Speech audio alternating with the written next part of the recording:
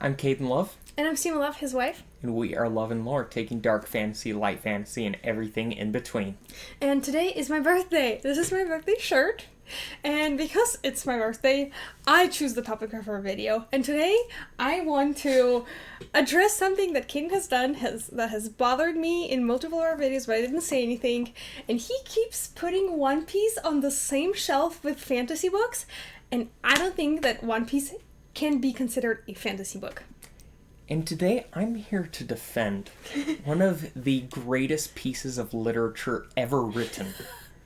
And I think this debate kind of sparked up today. We were talking about video topics, and we were like, what if we do one based on our favorite characters, which might happen later? And, I list two of the others, and then I'm like, Luffy, of course. It's one of my favorites. Okay, I think you're misunderstanding the reason of the debate here.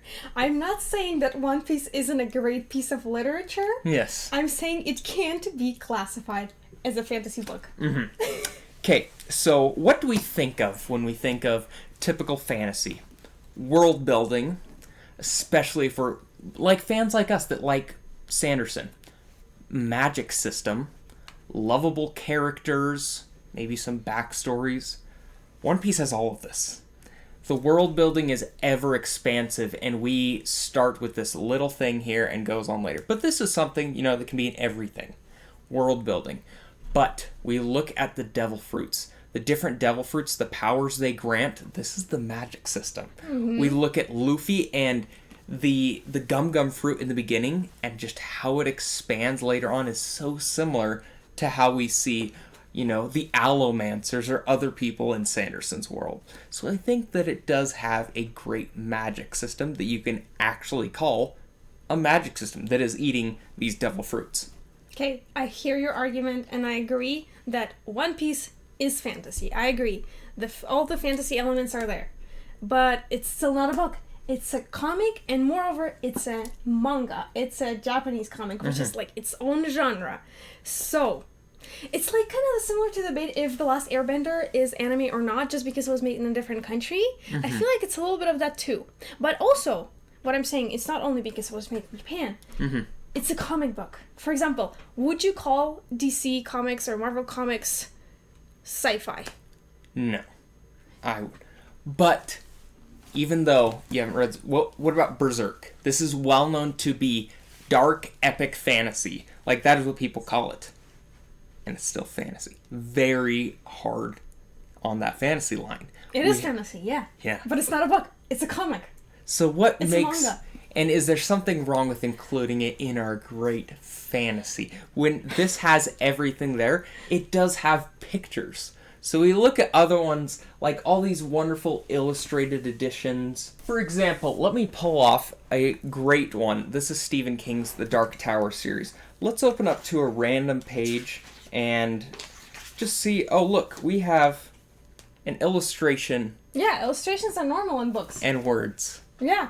It is and normal. So we have here an illustration and words. Yes, look at the ratio of illustration to text.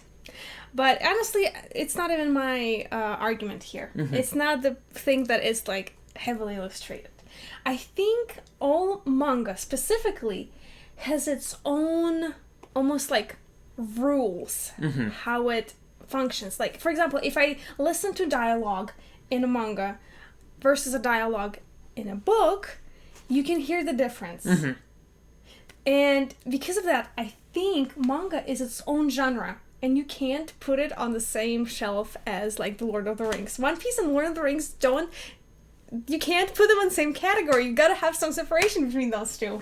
And I see that, but I'd still count it as a fantasy book, because it's just a different format. You have Lord of the Rings on audiobook. There are no words there. There's no written things. That's all just thoughts. And this is thoughts in a way. What I'm saying is, when we were doing our video about romance and hard fantasy books, and one of the romances that he used was that, this warlord falls in love with this pirate. I feel like that romance is just a joke. Isn't it? It's just a joke. I don't want it to be. But I don't think that fantasy books have... It's the same amount of just jokes and just comedy You can say that like Dungeon Crawler Car, you can 100%. still classify it as I guess it's a sci-fi book, right? I don't know. Yes, I'd say it's Yes. See, what I'm saying is it's not just one thing. It's just multiple things. First, heavy on comedy. Second, it's a comic. Third, it's made in Japan as a part of this big genre called manga. And it's these all these things that make it impossible to classify on the same level as fantasy books. And you see, we look at ones that are heavy philosophical texts, that being Vinland Saga. While there are aspects of comedy, that is not the focus of it all. And even right here, we go to more sci-fi, Akira. This one is much more of a serious tone, and it doesn't have all that comedy aspects, where we look at Kings of the Wild, Discworld. There are so many fantasy books that are qualified as comedy, and I think it definitely depends on it, because I think that a lot of them, Jujutsu Kaisen, Dan, One Piece, that have great story elements but plenty of comedy throughout. But then you have some like Berserk, you have ones like Vinland Saga, Vagabond, that are all just serious texts, and they focus so much more on the philosophical aspects, the storytelling, and it is just a different medium of telling it. Whereas I don't know what it is that you look at Batman comics, whereas step out of manga, you look at Watchmen, which is considered one of Time Magazine's 100 best novels.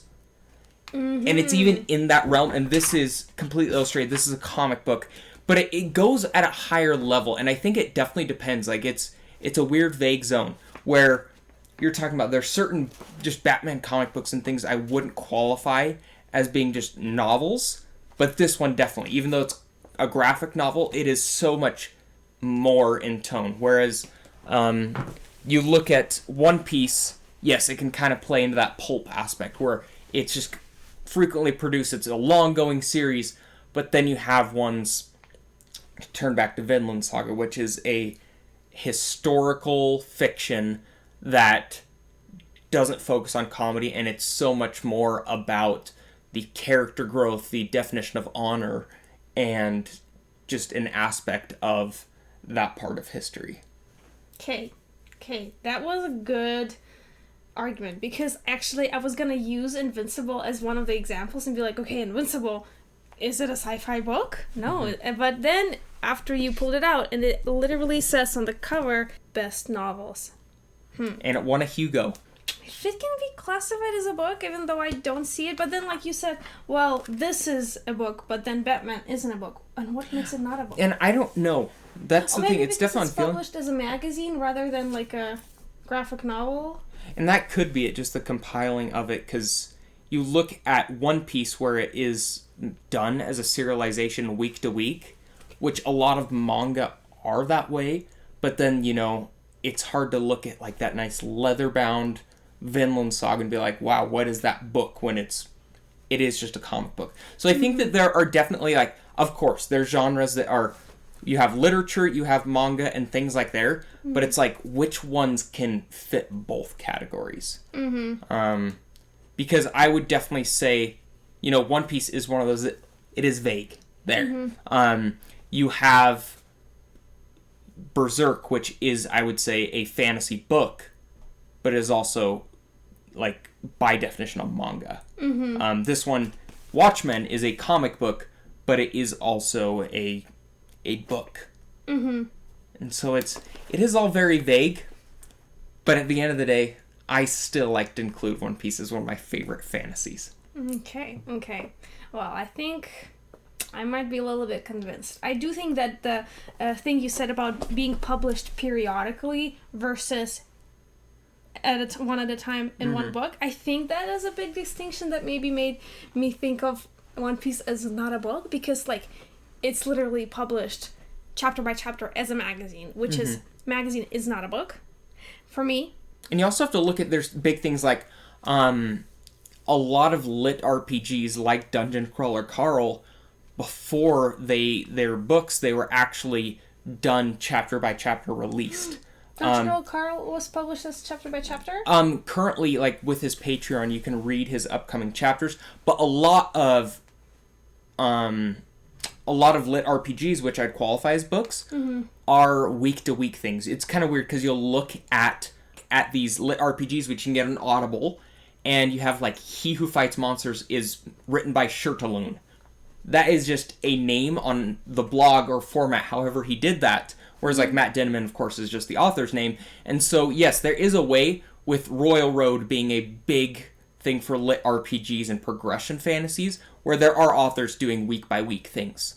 Mm-hmm. And so it's not such a rare practice then. No, and it's something with Patreon that I think is becoming a little bigger. Mm-hmm. But I think to center back down onto it, because you can have things I think it is the level of the heaviness of the subject material. I'm not saying like dark or light, but like if there's substance to it. Mm-hmm. Where you look at something like weekly funnies in like the old Sunday newspapers are no means like fantasy, even if they include fantasy aspects. But you look at short stories, like Stephen King got a lot of his starts publishing short stories early on in magazines or like these anthologies, and I think it just depends on the substance. If you feel like it has enough oomph. Just had another thought. Mm-hmm. So I think another reason why I think One Piece is not a book is because, in my opinion, a book has beginning, climax, ending, and One Piece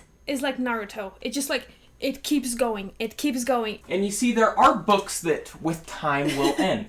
One Piece will end in time, but there are other series that feel like they go on forever, even though they have an end. The Wheel of Time being one of those, where especially we go kind of towards the end of Robert Jordan's career, One Piece fillers that everyone talks about. Mm-hmm. A lot of these books like Winter's Heart, Path of Daggers. So do you feel like it would be okay to keep reading without reading one of the books? There's like one event in Winter's Heart that is very pinnacle to it all. Path of Daggers, I honestly can't remember a single thing from that book. And a lot of people, I think it's popular for people that want to read it but aren't super committed, that will go ahead and read, and they'll be like, get to Winter's Heart, read a summary. And there are things like that. There's book series that seem like they never end. Mm-hmm. And like I said, I think it boils down to the substance.